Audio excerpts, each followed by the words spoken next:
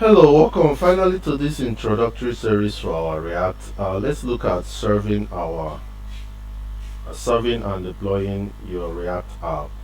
So when you're done developing, let's say that we didn't make much changes. How do you serve? How do you deploy? So to serve first before we deploy, to serve you simply give the command yarn start.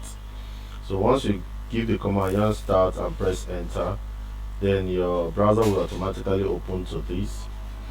So you can also make changes like here is what we are seeing. This is what is coming out. Edit code, you can see it. Edit, you see src blah blah blah. Save to reload.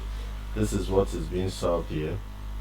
Edit, you see src save to reload. So if you make any changes by going to this place to say edit, this is my React app.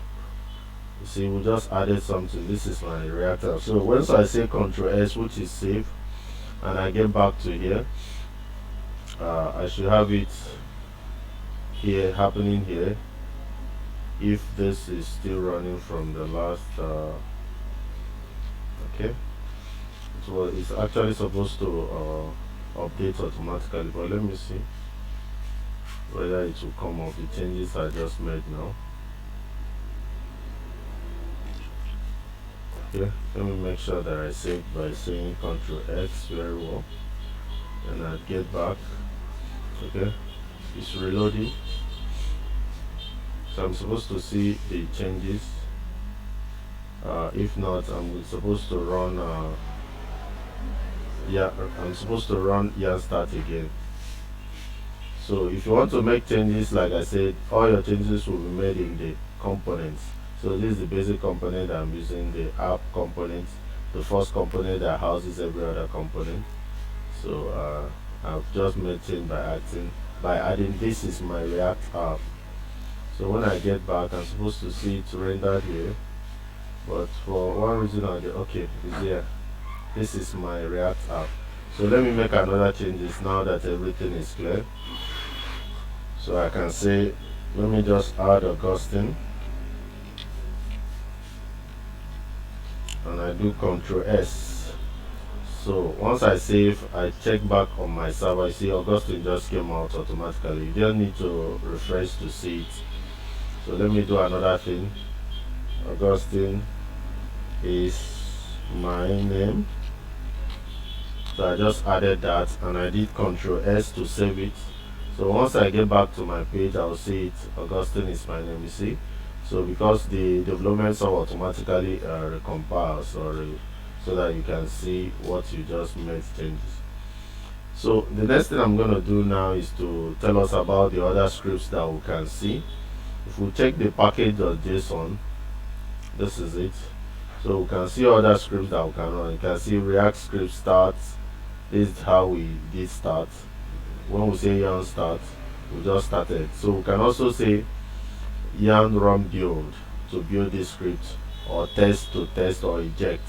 So let's try any of this. So I'm gonna open up another command line, bash command line. You'll notice I'm using bash. So I'm gonna, it's already in the FRT app that we are doing. So let me say yarn run build. So if you want to deploy this app after creation, it's good you run the build, because your file is going to be compressed and made well in the build folder, so that your deployment environment can simply look at it and deploy your file. So let me say yarn run build, and I'll press the enter key. Let's see what's gonna happen. You can see it's running the build script with the React scripts build. So after running this build, we are going to see another folder here that will come out, which is the build folder, and that is where we can get our build from when deploying to to our hosting environment.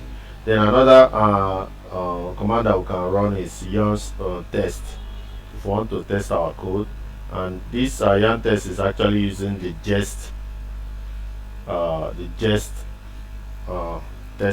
test for our code. So we're going to try it. The Create React app also provides you with an out-of-box text runner. So this text runner is supplied via Jest. So the test runner watches changes to your app and tries to run the related test. The generated app already provides you with an example of smoke test. And this smoke test we can actually see in this. We are looking at it here, app.test.js. Now if you make changes to app.js, the runner will run this test again. So the name of the file implies that it contains text of the app components.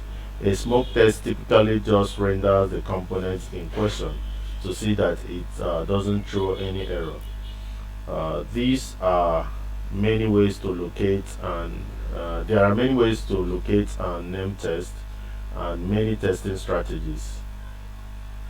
So I recommend that you read more about tests in the Create React app docs.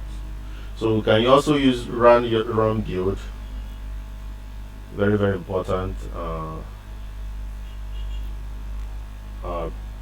because you shouldn't try to run your app as in the public server, though, because the files aren't packaged for efficient performance. That's when you want to deploy. If it is the deployment mode, you have to do yarn run build. So you also definitely don't want to serve your app from the development server that we are using when we run the yarn start. So you can see that the build has completed. You can see the time for its completion. So with that, now you can see this folder here. This is the build folder. So you can check through it and see everything.